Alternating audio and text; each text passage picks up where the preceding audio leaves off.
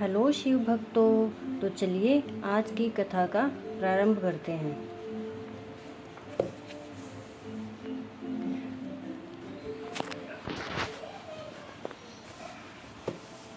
पांच कृत्यों का प्रतिपादन, प्रणव एवं पंचाक्षर मंत्र की महत्ता, ब्रह्मा विष्णु द्वारा भगवान शिव की स्तुति तथा उनका अंतर्ध्यान। ब्रह्मा और विष्णु ने पूछा, प्रभो, सृष्टि आदि पांच कृत्यों के लक्षण क्या है, यह हम दोनों को बताइए।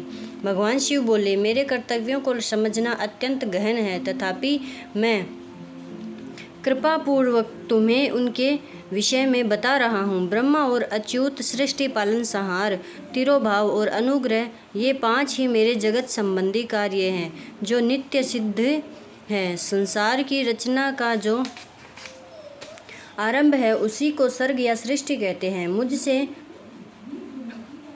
मुझसे पालित होकर सृष्टि का सुस्थिर रूप से रहना ही उसकी स्थिति है, उसका विनाश ही संहार है। प्राणों के उत्क्रमण को तिरोभाव कहते हैं। इन सब से छुटकारा मिल जाना ही मेरा अनुग्रह है।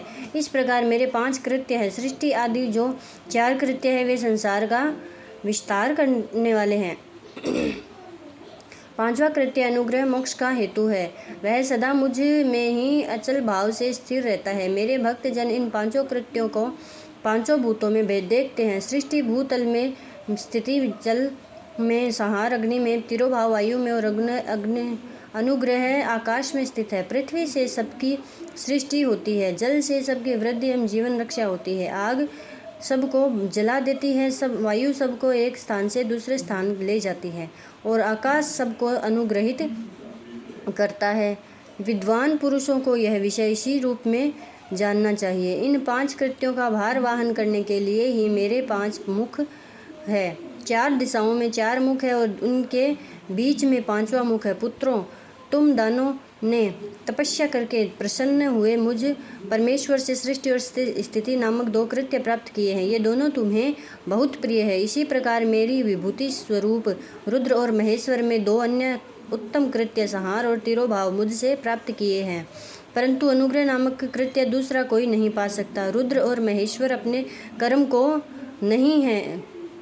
भूले नहीं हैं, इसलिए मैंने उनके लिए अपनी समानता प्रदान की है। वे रूप, वेश, कृत्य, वाहन, आसन और आयुध आदि में मेरे समान ही है। मैंने पूर्व काल में अपने स्वरूप भूत मंत्र का उपदेश किया है, जो ओंकार के रूप में प्रसिद्ध है। वह मंगलकारी मंत्र है। सबसे पहले मेरे मुख से ओंकार प्रकट हुआ, जो मेरे स्वरूप का बोध कराने वाला है। ओंकार वाचक है और मैं वाच्य हूँ। यह मंत्र मेरा स्वरूप ही है।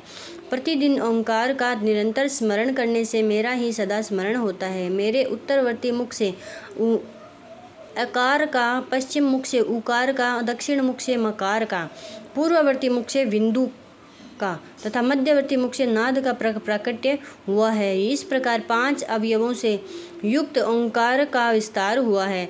इन सभी अवयवों से एकीभूत होकर वह प्रणव ओम नामक एक अक्षर हो गया। यह नाम रूपात्मक सारा जगत तथा वेद उत्पन्न स्त्री पुरुष वर्ग रूप दोनों कुल इस प्रणव मंत्र से व्याप्त है। यह मंत्र शिव और शक्ति दोनों का बोधक है। इसी से पंचाक्षर मंत्र की उत्पत्ति हुई है, जो मेरे सकल रूप का बोधक है।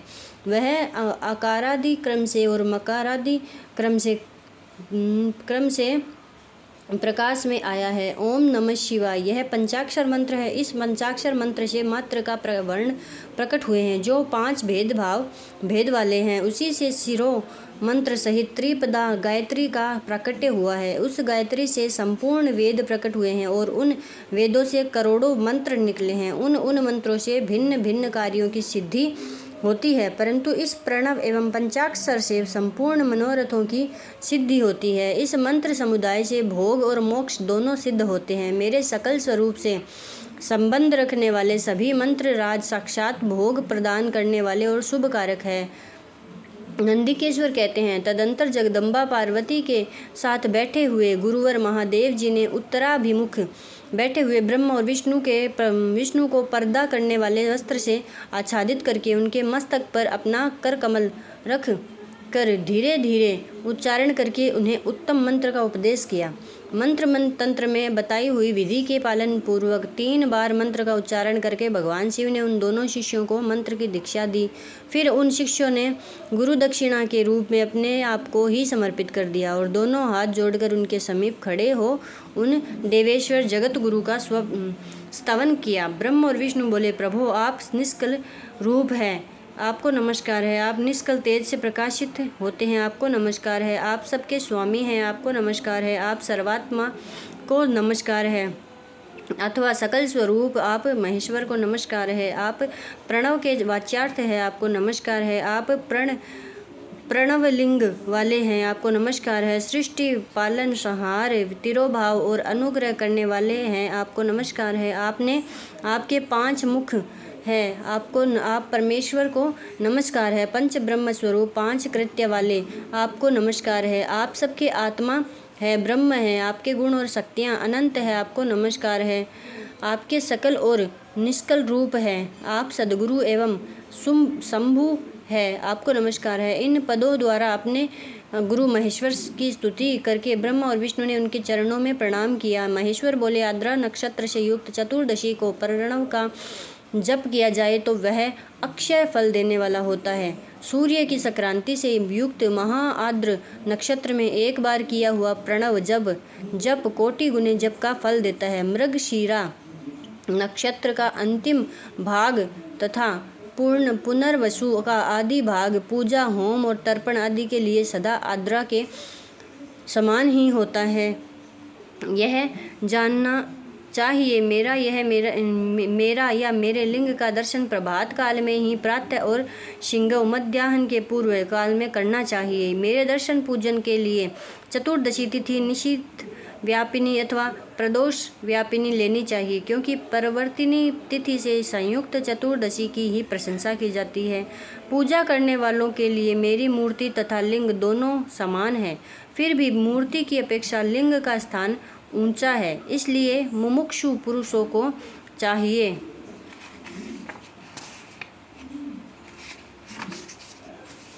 कि वे वैर मूर्ति से भी श्रेष्ठ समझकर लिंग का ही पूजन करें। लिंग का ओंकार मंत्र से और वैर का पंचाक्षर मंत्र से पूजन करना चाहिए। शिवलिंग की स्वयं ही स्थापना करके अथवा दूसरों से भी स्थापना करवाकर उत्तम द्रव्य में उपचारों से पूजा करनी चाहिए। इससे मेरा पद दुर्लभ हो जाता है। इस प्रकार उन दोनों शिष्यों को उपदेश देकर भगवान शिव वहीं अंतर्ध्यान हो गए। शिवलिंग की स्थापना, उसके लक्षण और पूजन की विधि का वर्णन तथा शिव पद की प्राप्ति कराने वाले सत्कर्मों का विवेचन। ऋषियों ने पूछा, सुत जी, शिवलिंग की लक्षणों से युक्त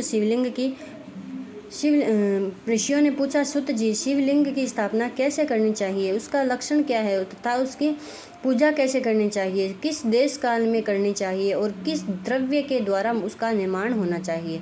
सुत जी ने कहा, महर्षियों, मैं तुम लोगों के लिए इस विषय का वर्णन करता हूँ, ध्यान देकर सुनो और समझो। अनुकूल एवं शुभ संयम में किसी पवित्र तीर्थ में, नदी आदि के तट पर अपनी रुचि के अनुसार ऐसी जगह शिवलिंग की स्थापना करनी चाहिए जहाँ नित्य पूजन हो सके।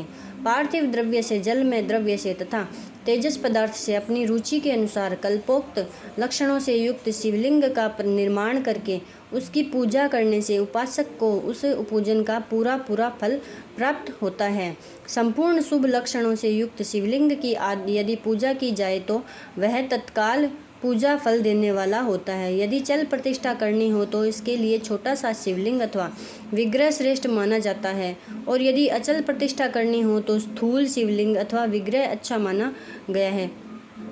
उत्तम लक्षणों से युक्त शिवलिंग की पीठ सहित स्थापना करनी चाहिए। शिवलिंग का पीठ मंडलाकार, गोल, चौकोर, त्रिकोण अथवा खाटके पाए की भांति ऊपर नीचे मोटा और बीच में पतला होना चाहिए। ऐसा लिंग पीठ महान फल देने वाला होता है। पहले मिट्टी से, प्रस्तर आदि से अथवा लोहे आदि से शिवलिंग का निर्माण करना चाहिए।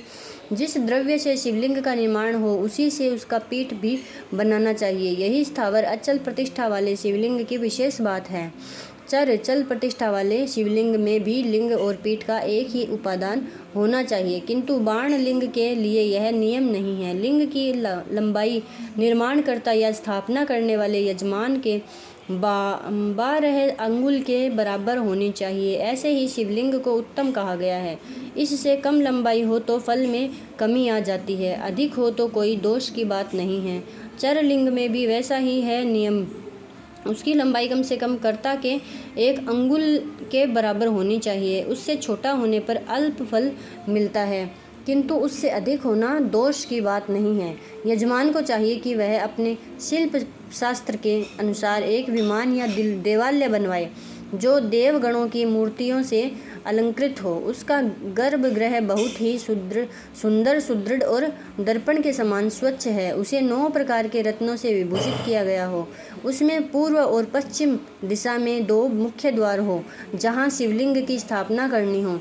उस स्थान के गर्त में नीलम, लाल, वैदूर्य, श्याम, मरकत, मोती, मूंगा, गोमेद और हीरा, इन 9 रत्नों को तथा अन्य महत्वपूर्ण द्रव्यों को वैदिक मंत्रों के साथ छोड़े।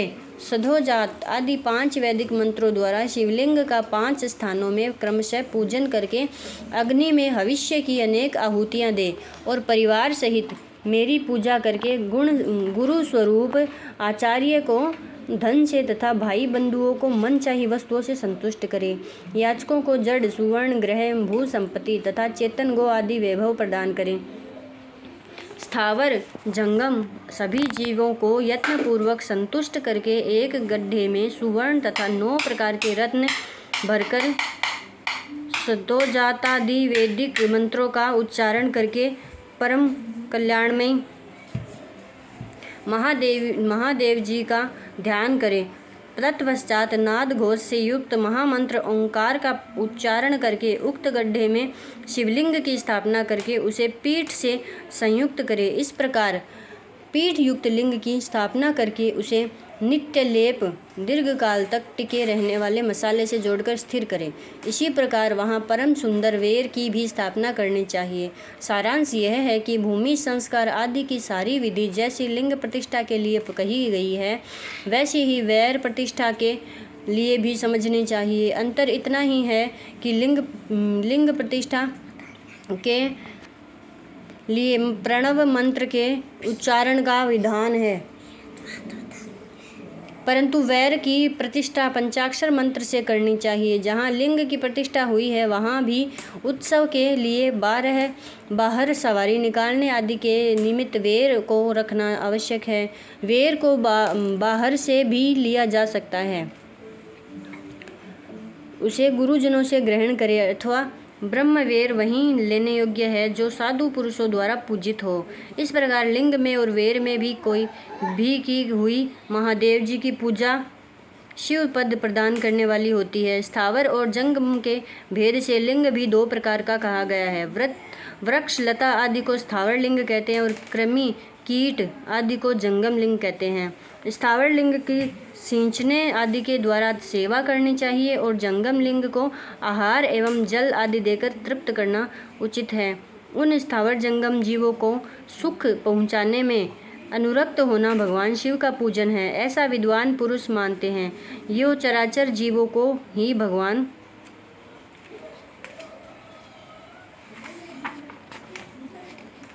ऐसा करने से भी क्रमशः शिव पद की प्राप्ति होती है।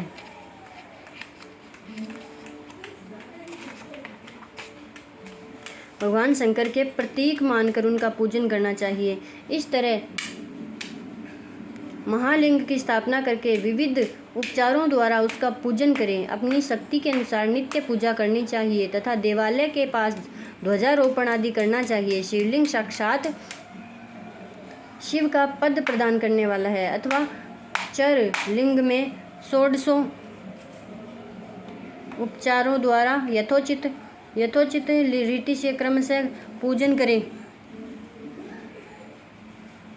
यह पूजन भी शिव पद प्रदान करने वाला है। आवाहन, आसन, आद्य, पाद्यांग, आचमन अभ्यंग पूर्वक स्नान, वस्त्र एवं यज्ञोपवीत, गंध, पुष्प, धूप, दीप, नैवेद्य, तांबूल समर्पण, निराजन, नमस्कार और विसर्जन, ये 16 उपचार है। अथवा अर्घ्य से लेकर नैवेद्य तक विधिवत पूजन करें। अभिषेक, नैवेद्य, नमस्कार और तर्पण, ये सब यथाशक्ति नित्य करें। इस तरह किया हुआ शिव का पूजन शिव पद की प्राप्ति कराने वाला होता है।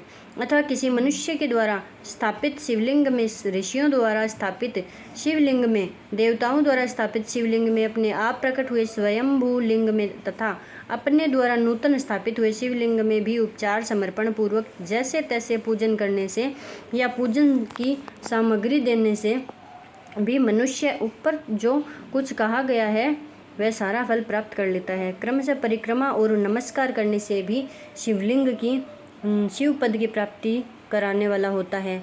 यदि नियम पूर्वक शिवलिंग का दर्शन मात्र कर लिया जाए तो वह भी कल्याणप्रद होता है। मिट्टी, आटा, गाय के गोबर, फूल, कनेर, पुष्प, फल, गुड़ आदि, मक्खन, भस्म अथवा अन्न से भी अपनी रुचि के अनुसार शिवलिंग बनाकर तदनुसार उसका पूजन करे। अथवा प्रतिदिन 10,000 प्रणव मंत्र का जप करे अथवा दोनों संध्याओं के समय 1-1 सहस्त्र प्रणव का जप किया करे। यह क्रम भी शिव पद की प्राप्ति कराने वाला है, ऐसा जानना चाहिए। जप काल में मकरांत प्रणव का उच्चारण मन की शुद्धि करने वाला होता है। समाधि में मानसिक जप का विधान है तथा अन्य सब समय भी उपांशु जप ही करना चाहिए। नाद और बिंदु से युक्त ओंकार के उच्चारण और विद्वान पुरुष समान प्रणव कहते हैं। यदि प्रतिदिन आदरपूर्वक 10,000 पंचाक्षर मंत्र का जप किया जाए अथवा दोनों संध्याओं के समय 1-1 सहस्त्र का ही जप किया जाए तो उसे शिव पद की प्राप्ति कराने वाला समझना चाहिए। ब्राह्मणों के लिए आदि में प्रणव से युक्त पंचाक्षर मंत्र अच्छा बताया गया है। कलश से किया हुआ स्नान, मंत्र की दीक्षा, मातृकाओं का न्यास, सत्य से पवित्र अंतःकरण वाला ब्राह्मण तथा ज्ञानी गुरु, इन सब को उत्तम माना गया है। द्विजों के लिए नमः शिवाय के उच्चारण का विधान है और द्विजेतरों के लिए अंत में नमः पद के प्रयोग की विधि है, अर्थात वे शिवाय नमः इस मंत्र का उच्चारण करें। स्त्रियों के लिए भी कहीं कहीं विधि पूर्वक नमो अंत उच्चारण का ही विधान है, अर्थात वे भी शिवाय नमः का ही जप करें। कोई ऋषि ब्राह्मण की स्त्रियों के लिए नमः पूर्वक शिवाय के जप की अनुमति देते हैं, अर्थात वे नमः शिवाय का जप करें। पंचाक्षर मंत्र का 5 करोड़ जप करके मनुष्य भगवान सदाशिव के समान हो जाता है। 1, 2, 3 अथवा 4 करोड़ का जप महेश्वर का पद प्राप्त होता है। अथवा मंत्र में जितने अक्षर है उनका पृथक 1 लाख जप करें अथवा समस्त अक्षरों का एक साथ ही जितने अक्षर हो उतने लाख जप करें। इस तरह के जप को शिव पद की प्राप्ति कराने वाला समझना चाहिए। यदि 1000 दिनों में प्रतिदिन 1 सहस्त्र जप के क्रम से पंचाक्षर मंत्र का 10 लाख जप पूरा कर लिया जाए तो और प्रतिदिन ब्राह्मण भोजन कराया जाए तो उस मंत्र से अभीष्ट कार्य की सिद्धि होने लगती है।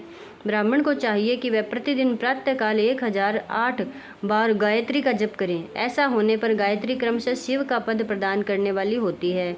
वेद मंत्रों और वैदिक सूक्तों का भी नियम पूर्वक जप करना चाहिए। वेदों का पारायण भी शिव पद की प्राप्ति कराने वाला है, ऐसा जानना चाहिए। अन्य जो बहुत से मंत्र है उनका भी जितने अक्षर हो उतने लाख जप करे। इस प्रकार जो यथाशक्ति जप करता है वह क्रम से शिव पद मोक्ष प्राप्त कर लेता है। अपनी रुचि के अनुसार किसी एक मंत्र का अपनाकर मृत्यु पर्यंत प्रतिदिन उसका जप करना चाहिए अथवा ओम इस मंत्र का प्रतिदिन 1 सहस्त्र जप करना चाहिए। ऐसा करने पर भगवान शिव की आज्ञा से संपूर्ण मनोरथों की सिद्धि होती है। जो मनुष्य भगवान शिव के लिए फुलवाड़ी या बगीचे आदि लगाता है तथा शिव के सेवा कार्य के लिए मंदिर में झाड़ने, बुहारने आदि की व्यवस्था करता है, वह इस पुण्य कर्म को करके शिव पद प्राप्त कर लेता है। भगवान शिव के जो काशी आदि क्षेत्र है उनमें भक्ति पूर्वक नित्य निवास करे, वह जड़ चेतन सभी को भोग और मोक्ष देने वाला होता है। अतः विद्वान पुरुषों को भगवान शिव के क्षेत्र में आमरण निवास करना चाहिए। पुण्य क्षेत्र में स्थित बावड़ी, कुआं और पोखरे आदि को शिव गंगा समझना चाहिए। भगवान शिव का ऐसा ही वचन है। वहाँ स्नान, दान और जप करके मनुष्य भगवान शिव को प्राप्त कर लेता है। अतः मृत्यु पर्यंत शिव के क्षेत्र का आश्रय लेकर रहना चाहिए। जो शिव के क्षेत्र में अपने किसी मृत संबंधी का दाह दशा है, मासिक श्राद्ध से सपिंडीकरण अथवा वार्षिक श्राद्ध करता है, अथवा कभी भी शिव के क्षेत्र में अपने पितरों को पिंड देता है, वह तत्काल सब पापों से मुक्त हो जाता है और अंत में शिव पद पाता है, अथवा शिव के क्षेत्र में 7, 5, 3 या एक ही रात निवास कर लेता है।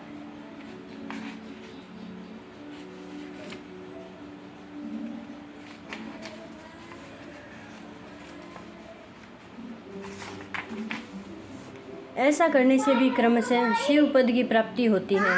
लोक में अपने अपने वर्ण के अनुरूप सदाचार का पालन करने से भी मनुष्य शिव पद को प्राप्त कर लेता है। वर्णानुकूल आचरण से तथा भक्ति भाव से वह अपने सत्कर्म का अतिशय फल पाता है। कामना पूर्वक किए हुए अपने कर्म के अभीष्ट फल को शीघ्र ही पा लेता है। निष्काम भाव से किया हुआ सारा कर्म साक्षात शिव पद की प्राप्ति करने वाला होता है। दिन के 3 विभाग होते हैं, प्रातः, मध्याह्न और सायाह्न।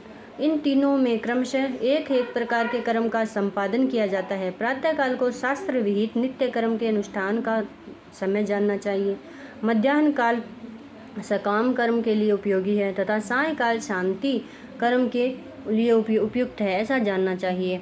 इसी प्रकार रात्रि में भी समय का विभाजन किया गया है। रात के 4 प्रहरों में जो बीच के 2 पहर हैं उन्हें निशीथ काल कहा गया है। विशेषतः उसी काल में की हुई भगवान शिव की पूजा अभीष्ट फल को देने वाली होती है। ऐसा जानकर कर्म करने वाला मनुष्य यथोक्त फल भाग का भागी होता है। विशेषतः कलयुग में क्रम से ही फल की सिद्धि होती है। अपने अपने अधिकार के अनुसार ऊपर कहे गए किसी भी कर्म के द्वारा शिवाराधना करने वाला पुरुष यदि सदाचारी है और पाप से डरता है तो वह उन कर्मों का पूरा फल अवश्य प्राप्त कर लेता है। ऋषियों ने कहा, सुत जी, पुण्य क्षेत्र कौन कौन से हैं जिनका आश्रय लेकर सभी स्त्री पुरुष शिव पद प्राप्त कर लेते हैं, यह हमें संक्षेप से बताइए। ओम शिव। तो आज हमने भगवान शिव के बारे में बहुत कुछ अच्छी बातें जानी हैं, जिनमें कुछ बातें हैं जैसे अपने मंदिर में जाते हैं तो भगवान शिव के मंदिर में पूजन करने से पहले वहाँ की साफ़ सफाई करना, झाड़ना, पूछना, ये सब इसी किताब में से आपको मैं बता रही हूँ। मैं खुद से नहीं बता रही हूँ, इसी किताब में लिखा हुआ है जो कि मैंने आज आपको बताया है। जैसे इसमें लिखा हुआ है मंदिर में झाड़ने बुहारने आदि की व्यवस्था करता है। ये सब की बातें किताबों में लिखी हुई है जो सही है, तो हमें इन सब का पालन करना चाहिए। ओम शिव।